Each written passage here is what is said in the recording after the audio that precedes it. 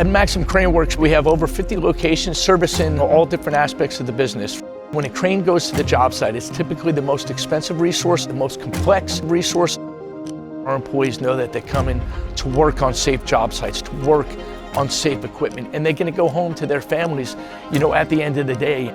What drew us to Samsara is it's just really another opportunity to show our commitment to safety by investing in a tool and a resource that's going to help keep our employees safe.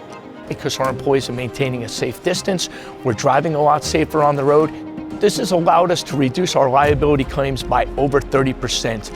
It allows us as an organization to now take that savings and reinvest it back into the company, from hiring new employees to buying new cranes.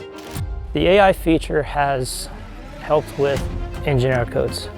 We can click on it and it gives us a breakdown. Okay, this is what we're looking at. We were able to save $13 million of maintenance cost over the first year. We know what the problem is, we've ordered the parts, and it allows us to get the crane back out to service our customers the next day. Samsara gives us a better view and a better visibility on all aspects of our business. And if you have a great idea and it makes sense, Samsara, they're pretty excited to try to come up with new ideas and new devices that are going to change the industry as well.